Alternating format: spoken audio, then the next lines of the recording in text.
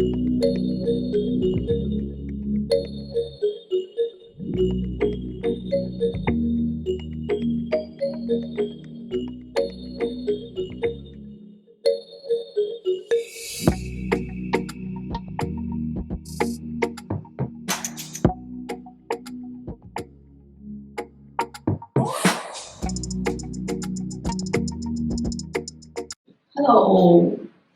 Hello， 係好開心啊！今日請到兩位嘅 Ocean Warrior 呢個海洋嘅捍衞者出嚟同我哋分享。咁希望咧，其實無論係潛水嘅你同埋唔潛水嘅你，其實都透過咧兩位嘅潛水員咧，知道海底嘅世界啊，原來除咗有好多生物，亦都有好多海洋垃圾，大家都係需要去關注嘅。亦都希望咧，大家係就算唔潛水都好，其實從源頭上咧，你哋都可以做到一啲嘢嚟到去減低海洋嘅污染嘅。今日咧有我兩位嘅朋友咧嚟到咧我哋嘅 Mantis Academy 嘅，佢哋就係 Harry 同埋 Heidi 啦。Hello，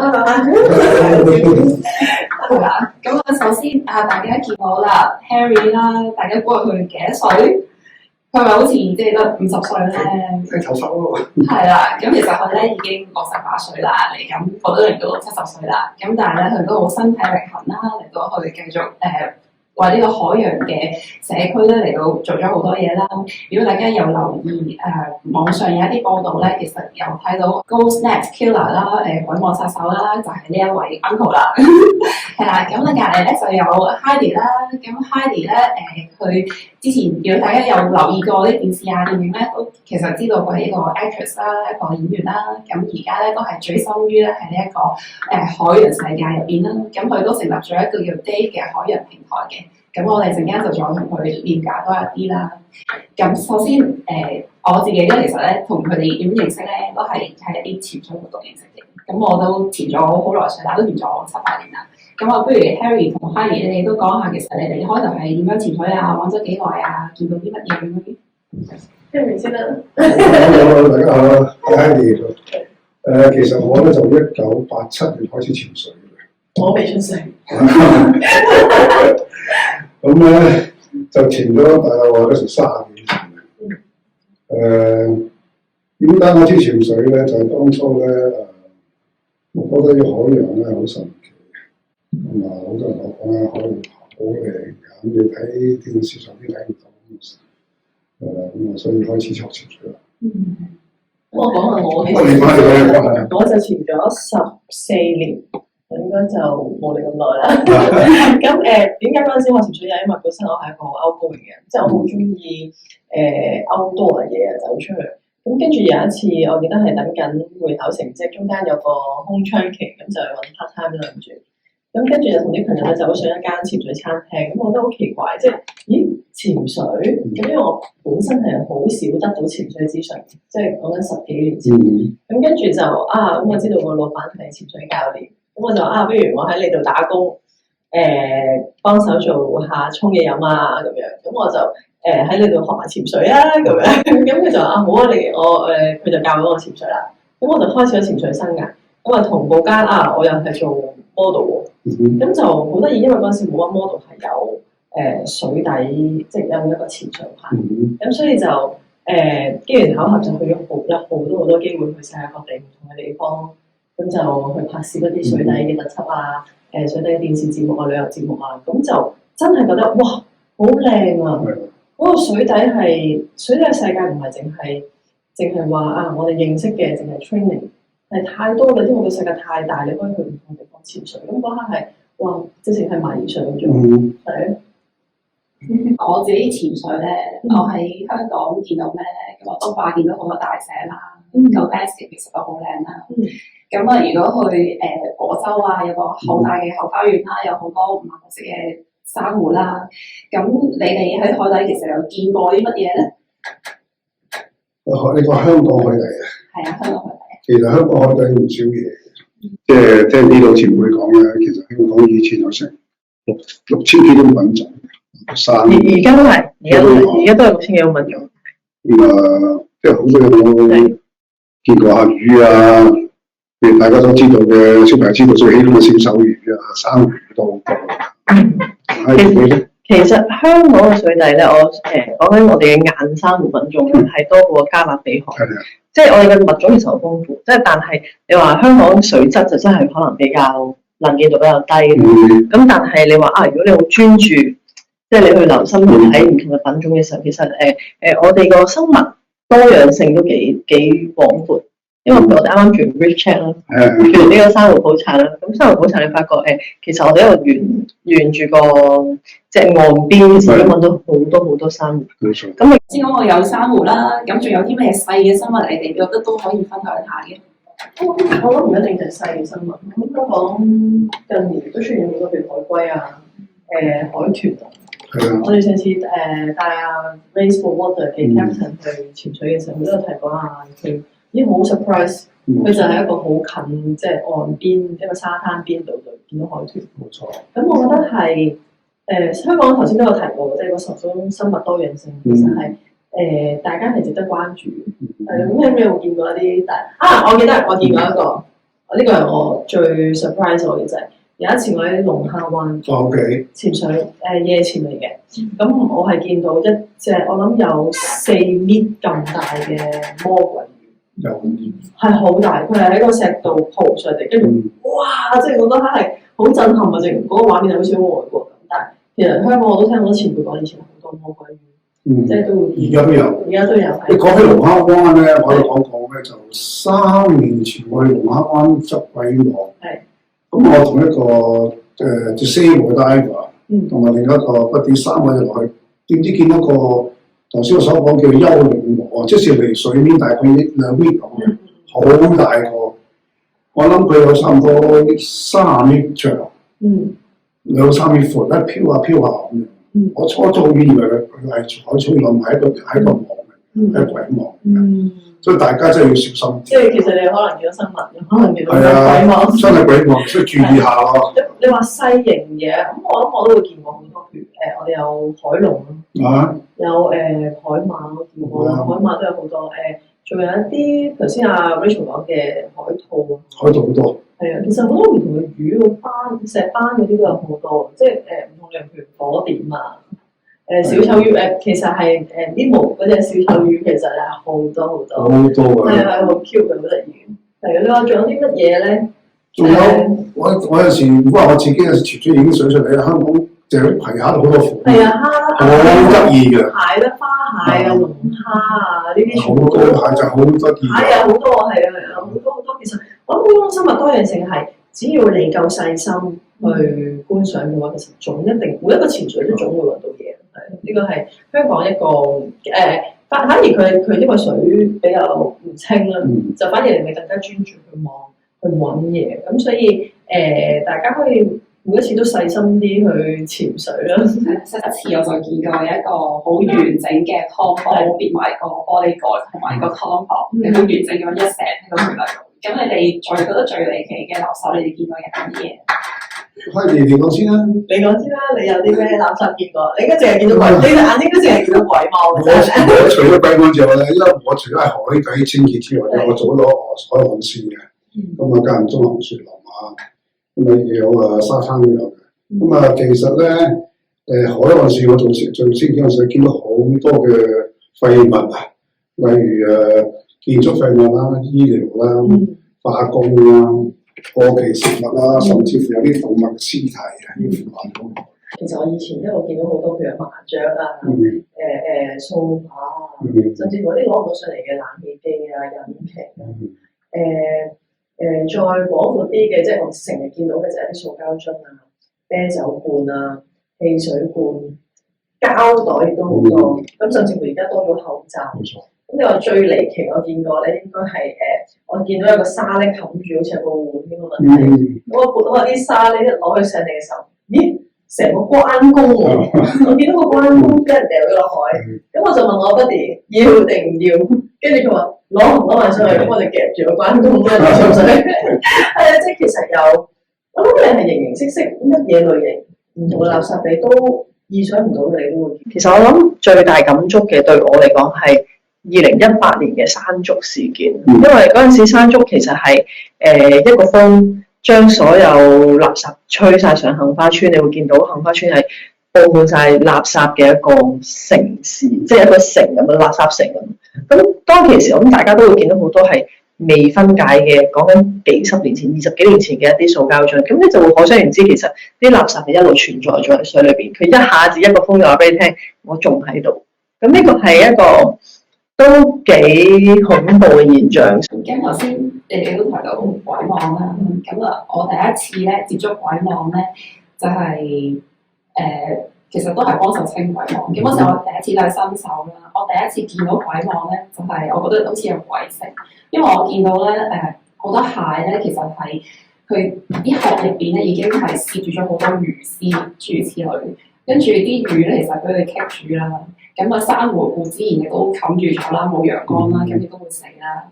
咁其實講下我就覺得有啲驚，因為真係好似有一個鬼城咁，好似明明應該即係明明係有好多生物嘅，但係突然之間好似荒廢咗咁樣。咁講下你哋鬼網嘅經驗啦。不如 Henry 講下咩叫鬼網先啊？有啲人真係唔知道咩叫鬼網嚟，呢個真係要知。其實鬼網咧就係、大家知道啦，漁民用嚟做生即係捉魚嘅工具㗎。咁漁民有時咧唔小心咧就棄置咗啊，或者係俾珊瑚棘咗啊，俾蛇棘咗咁樣咧，或者颱風啊，將船上嘅魚排嗰啲網啊吹落海咁樣。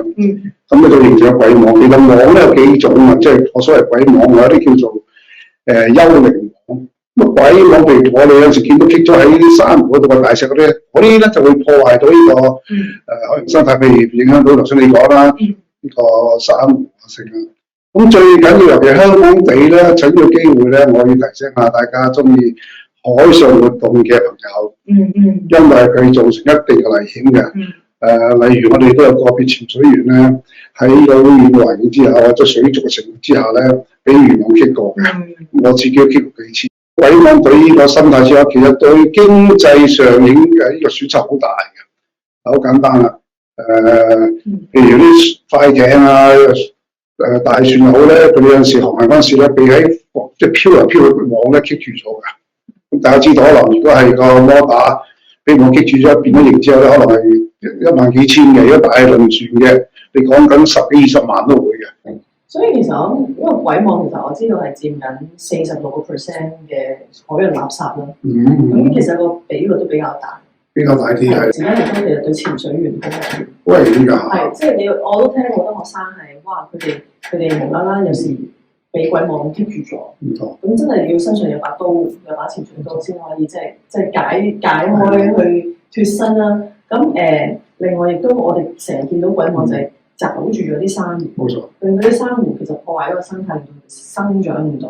咁呢個亦都係好可惜，因為香港嘅珊瑚好多品種好多。咁如果你俾佢棘住咗，其實係會破壞咗成個生態。因為據我所知咧，其實海洋個珊瑚海洋咧提供50%到80%嘅氧氣俾所有宇宙嘅，包括人類。係。你要講嘅。其實海洋應該屬於每一個人。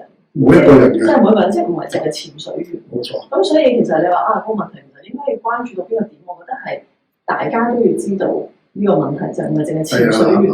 但係真係偏偏就可能淨係得我哋潛水員落去見到垃圾嘅時候，可唔可以出下力幫手攞多啲嘢，即係攞埋啲垃圾上嚟咧？即係我哋就即係唔好掂啲海洋生物啦。咁但係我哋就見到垃圾，就順便可能帶埋上水咁樣。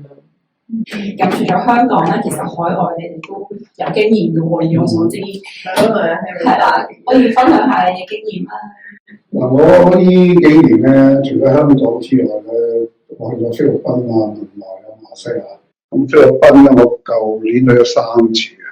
咁去咗菲律賓宿務嗰個地方，其中一笪地方，我同當地嘅 NGO 咧就清潔鬼網。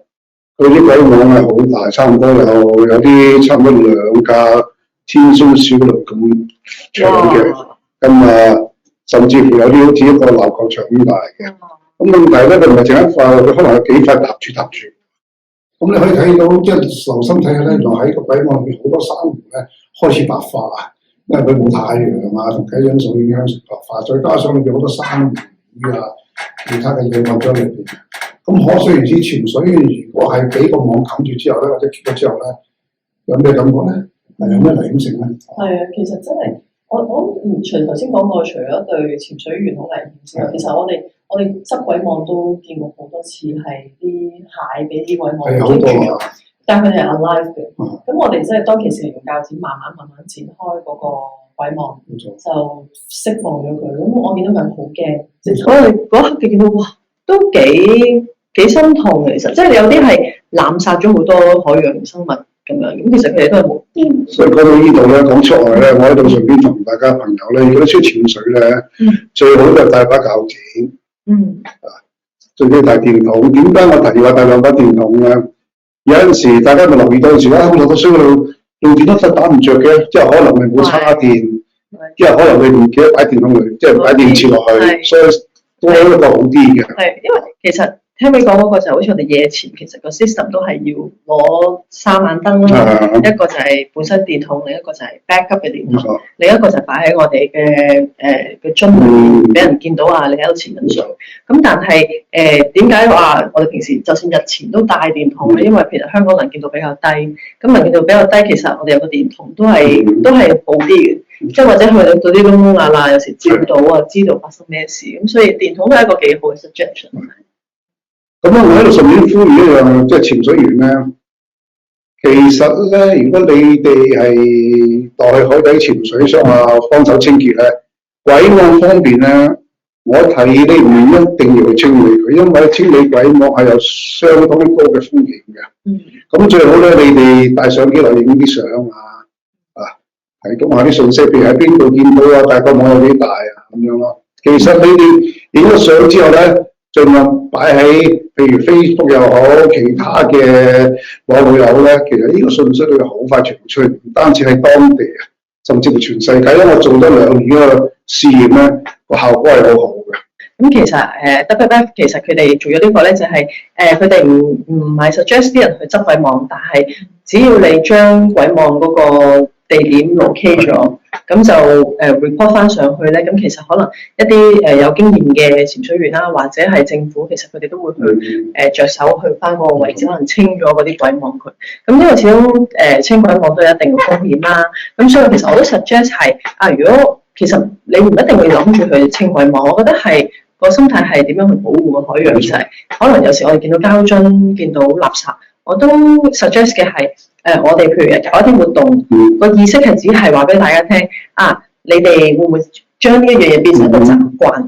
就係可能每一個潛水員，只要每次去潛水嘅時候，都帶定個垃圾網袋，見到垃圾咧都順便攞埋上水。咁呢一個係一個好好嘅，當一個少少嘅力量，每個人去潛水嘅時候都攞少少垃圾上嚟嘅時候，其實個海洋已經係一個好大嘅改變啦。咁所以而唔係真係過一個活動咯，我覺得係要改變大家嗰個公民教育嗰個意識係緊要啲，係。咁如果唔潛水嘅人又可以做啲咩？唔潛水嘅人其實做咗好多嘢，譬如聽我哋嘅 talk 啦，因為我同 Henry 其實除咗落水做好多活動之外，亦都其實喺水面嘅我哋都同好多唔同嘅公司去講 talk 啦。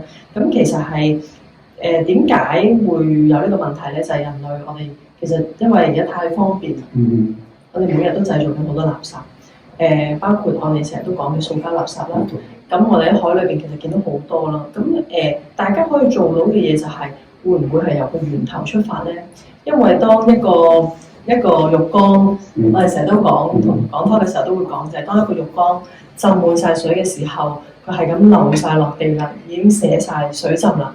我哋潛水員落去執垃圾就係好似一路喺度抹地，但係最尾其實都要靠就係閂咗個水龍頭佢，真係要制止咗呢個問題。咁所以我覺得係大家真係要用少啲塑膠，呢個係好緊要嘅。即係我記得有一次我哋講 talk 講完之後，有個朋友仔真係同我哋講話好開心今日聽到你哋個 talk，因為聽完之後佢突然之間 realize 到自己每一日去打波加翻工係用緊買6支水，咁即係佢每日都製造6個膠樽嘅垃圾。咁會唔會係我哋用一啲嘢可以取代到？譬如我哋用一啲 reusable 嘅 bottles 我哋唔好用飲管啊，我哋會用一啲 reusable bag 啊，甚至乎我哋可能甚至乎而家啲人自己帶 lunch box，一啲其實大家都應該知道嘅好基本嘅一啲少少嘅習慣，但係只係你有冇恒心持之以恆去一路做呢一樣嘢，呢一個係最緊要嘅部分，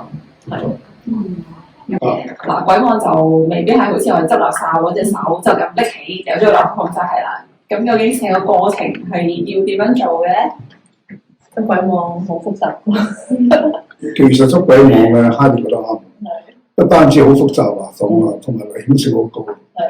咁啊，前幾年咧，我同一班義工嘅潛水員咧一齊去執。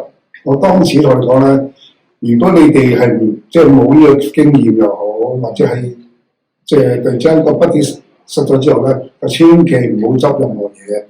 咁啊，有個外國朋友咧手嚟蝦你啊！咧我執咗俾你睇下，原來我執咗成手都係鬼網，嗰度起碼有成8斤嘅。我當時問佢：你嘅筆點喺邊度啊？唔係。因為其實我哋學潛水成日都提嘅，一定係筆點先生啦。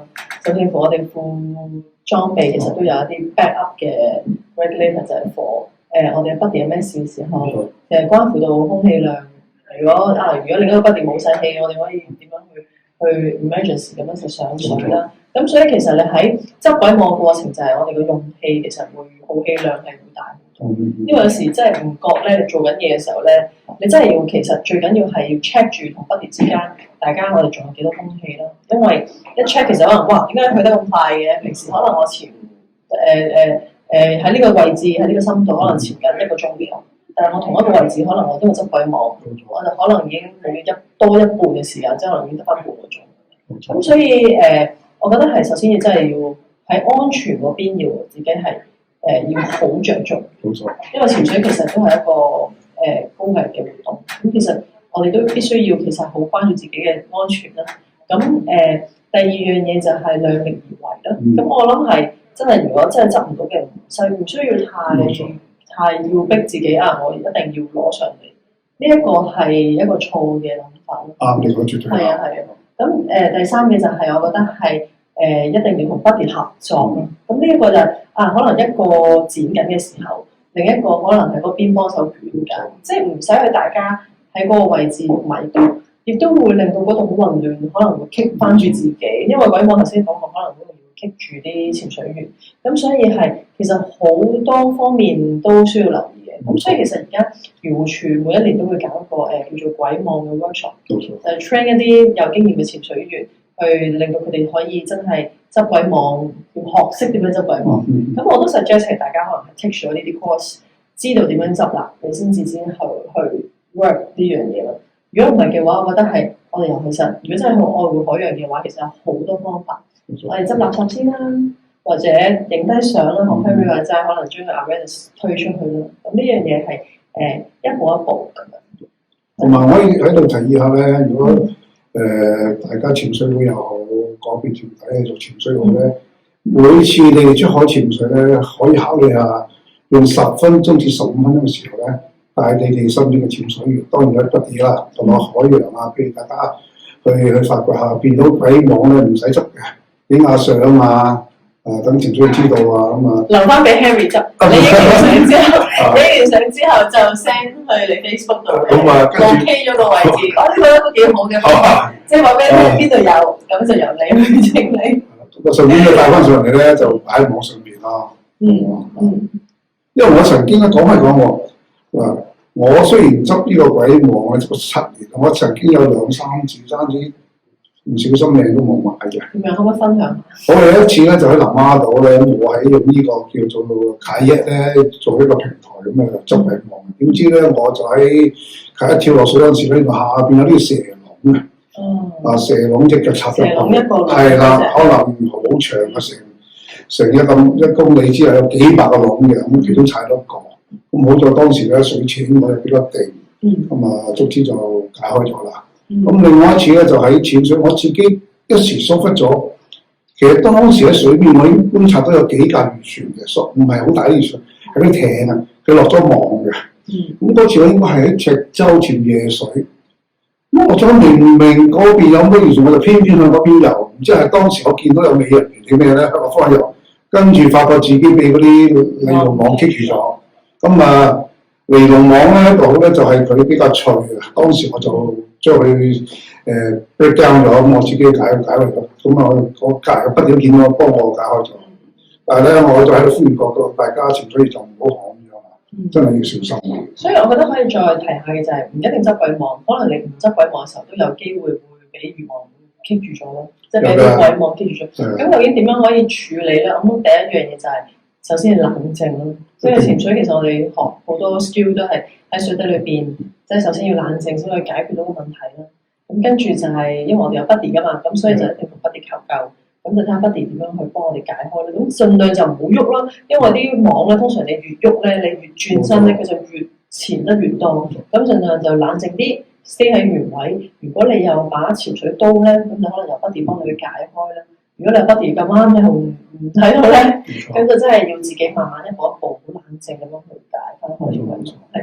好啦，咁就都分享咗，兩位都分享咗好多點去執行啦，點去清潔啦。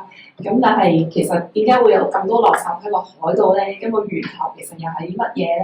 咁喺源頭係咪可以做翻啲嘢咧？咁我相信呢一個唔會淨係得我哋他嘅三個人嘅問題啦，其實係全部嘅人都可以去幫手啦。咁你哋有冇啲咩嘢可以分享下咧？其實咧，我覺得咧，即係淨係清潔海灘，甚至乎潛水員海底咧，清潔呢個海洋垃圾包括鬼網啊，其他嘢咧，係有一定幫助。但係實際情況之下咧，係解決得幾多咧？係好少嘅。所以我哋需要真係諗辦法，點樣去解決個源頭咯。其實咧，照我個人睇法咧，有好多方面我哋都可以幫助解決源頭。第一咧，各國政府啦，應該立例嘅。譬如你話鬼網係咪點樣立例咧？可以減少呢個網圍塞啊。咁啊，塑膠方面啊，仲有其他發泡膠啊，仲有其他等等嘅化學原料啊，我哋可以真係政府做啲嘢立例監管啊。咁另外咧，最近留意到大家其實可以上網睇下，或者係個別嘅雜誌咧。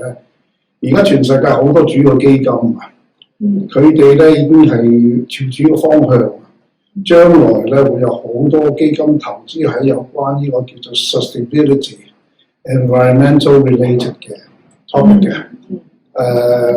同埋其實國際好多大公司咧，尤其是係採購日用品嘅公司，入邊化妝品啊。着衫啊，呢啲即係 fashion 嗰邊咧，佢哋都開始好着重問題，就點樣用唔同嘅原料，即使係 recycle 嘅 material 嘅材料去製造佢嘅產品咯。咁即係其實直接滲透去每一個層面。一定要嘅，一定要㗎。因為我可以大膽講聲咧，雖然好多人會同意我哋想改變消費者嘅消費模式咧，係好難。尤其是香港隊咧，我相信個成功率係好低，因為我哋考慮到咧香港個特殊環境，一來成本問題、租金貴、人口多。其實大家唔知有冇留意到，其實香港本身咧喺全世界嚟講啊，以人口密度啊同埋地方咧，係製造好多垃圾嘅。同埋我諗我哋再諗嘅已經唔係我哋呢一代嘅事。唔係㗎。因為環保其實你要點解要諗落去？其實就係因為你係想諗下一代，你嘅再下一代。睇下你嘅仔、你嘅孫，希望佢哋都會有一個好好嘅、美好嘅地球生存出嚟。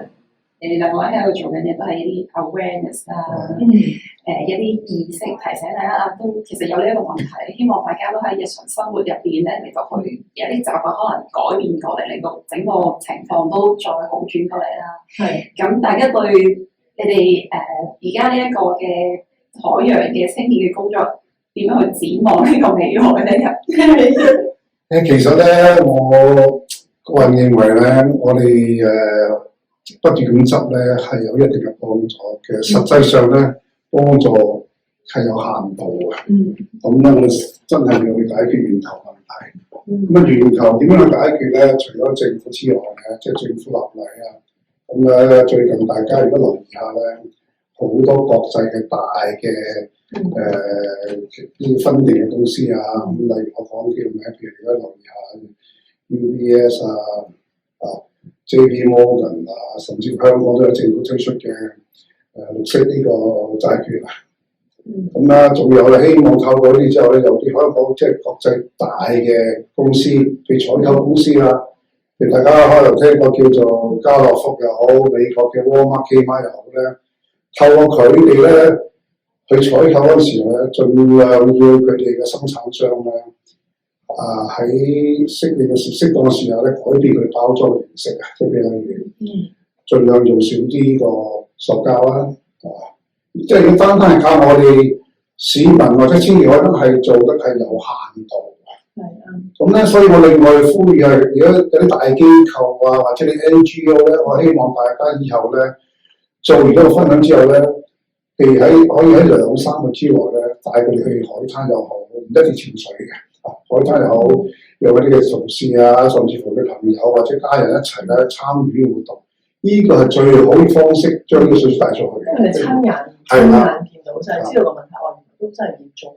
因為我有時帶啲朋友去垃圾灣啦，有個地方叫垃圾灣嘅咩？原來垃圾灣真係咁多垃圾，咁先知道原來香港嗰個位置係所有垃圾都衝咗去嗰個位嘅。咁所以其實係好多嘢做到嘅，好多嘢做到。我諗係大家只要有個認知，就係海洋屬於每一個人，我哋都係 belong to 一個海洋去生存，咁所以唔係淨係潛水員咯，咁係咯。咁喺度咧，我順便提一提咧，就嗱，大家知道啦，成個地球3%係海洋嚟嘅。係。咁咧就喺海洋裏邊，有70%以上嘅，即係我哋製造嘅垃圾咧，其實落晒海嘅，甚至乎有啲垃圾咧落到成3萬尺咁深嘅。咁喺海灘我哋見到啲咧。最多係即係少過10%係透過呢個，已經好多啦。係好多吹上岸度，所以有陣時咧，朋友話：喂，你都嗰日你去執垃圾唔得垃圾，今日執咧就冇咧，就唔係冇，而只不過啱啱風向啊、浪啊，將垃圾又帶翻落海度嘅。所以其實今年因為疫症啦，咁所以其實都有一個，我都自己有個新嘅 idea，就覺得我哋其實上年每一個禮拜都做好多活動。咁可能每一次有10幾20個潛水員咁樣，可能個 awareness 就係可能 share 咗去呢一班人裏邊。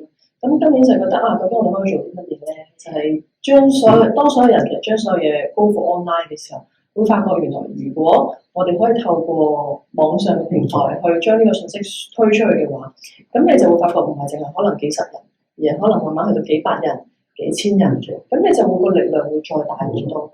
而係即係點解就係我都頭先阿 Rachel 提過就係嗰個 Dave 嘅海洋平台啦，我哋 Dave 係 DEVE 啦。咁點解要做一個 Dave 嘅海洋平台？就係發覺唔係淨係屬於潛水員嘅，係每一個範疇嘅人，佢哋都可能接觸到海洋嘅資訊。咁所以會唔會係我哋將海洋呢個文化普及化去，令佢生活化？即係唔會係淨係一個我哋潛水員做到嘅嘢，而大家都可以喺透過生活每一個層面裏邊都可以關注到海洋，呢個係最緊要嘅嘢。同埋頭先阿 Rachel 都有提過我哋除咗潛水員係水底執垃圾啦，其實你話swimmer 一啲玩海上活動嘅人，佢哋可以做啲 solar cleanup 啦。如果唔識潛水、唔識玩水上活動嘅，佢可能可以真係身體力行去做一啲 beach cleanup。其實香港係一個非常之好嘅地方，因為香港地理環境就係地方又細，人口又密，同埋水上活動咧係好多。咁你哋大家可以留意到咧，而家呢2年多咗好多唔同嘅水上活動嘅，例如玩呢個獨木舟啊，佢哋都要開始參與個水上清潔。嗱頭先我哋講咗講漏咗最喺香港另一種最主要嘅垃圾就係發泡膠啊。我諗呢樣嘢咧 Harry 可以解釋下俾啲朋友聽下係咩咧？我諗我同 Harry 成日做山清潔，都會見到發泡膠呢樣嘢。咁我諗發泡膠嘅問題最大唔係你見到嘅時候，係你見唔到嘅時候。因為當佢分解咗，如果你去一個沙灘，你真係去好近距離攬起啲沙咧，攞起沙嘅時候，你會發覺啲沙裏邊夾雜咗一啲 break down 咗嘅發泡膠，就係一粒一粒一粒。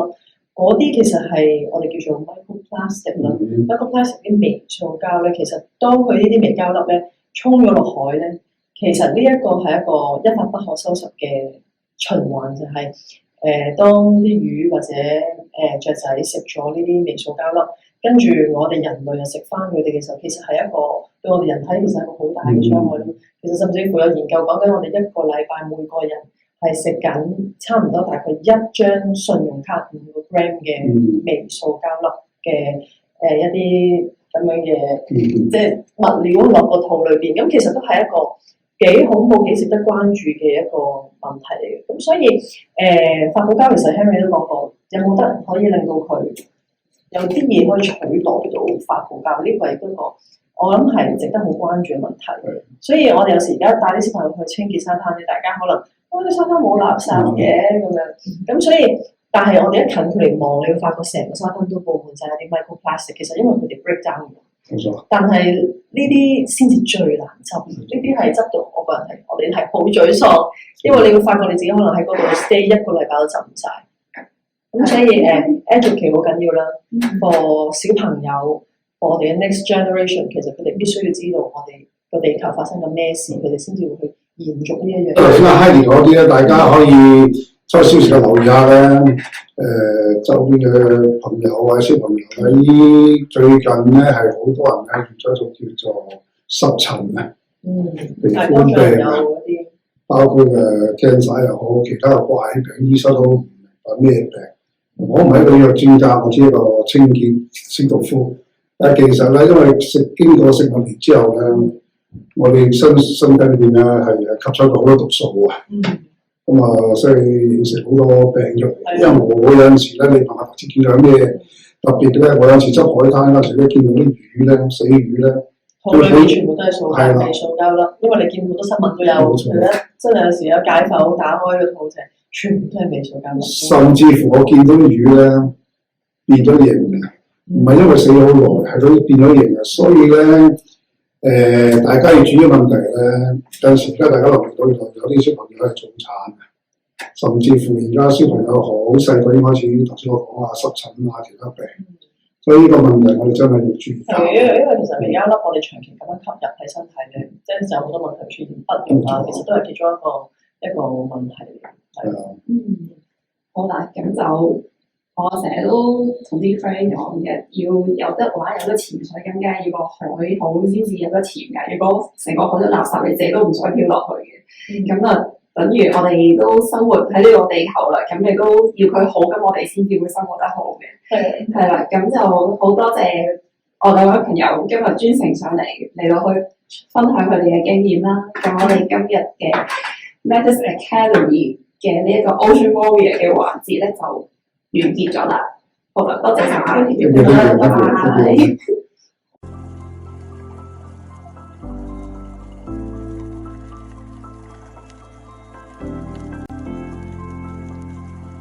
好多朋友問我，如果我哋唔識游水，又唔會參加任何嘅沙灘清潔，有咩其他嘅幫手咧？其實有嘅，你哋可以咧，我即係叫做網上清潔啊。即係意思就話咧，如果你網上邊咧見到好多環保團體又好，或者潛水員嘅清潔嘅圖片又好啊 video 又好咧，你幫佢分享下俾其他朋友啊，或者上個 like 咧，呢個效果咧仲有用過我哋實質上做嘅嘢嘅。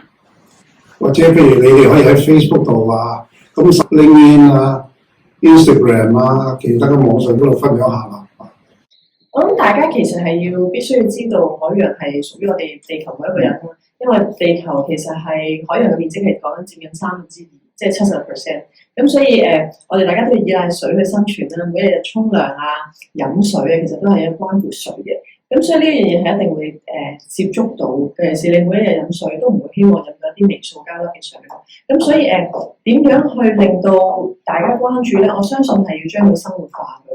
而並唔係淨係 action 咯，即係頭先 Henry 講嘅，可唔可以喺網上面宣揚咧？其實都係其中一個途徑咯。咁首先我覺得係對我嚟講，首先係認識啦，有知識啦，跟住第二樣嘢就係個態度啦，第三樣嘢就係行動。咁所以我覺得呢3樣嘢係每一個 stage 你哋都可以慢慢一步一步去捉多啲。咁你可以留意下啲嘅海洋網上平台啦，因為裏邊有好多唔同嘅生活嘅關於海洋嘅唔同嘅小知識，你都可以透過呢一樣嘢去改變你生活嘅態度。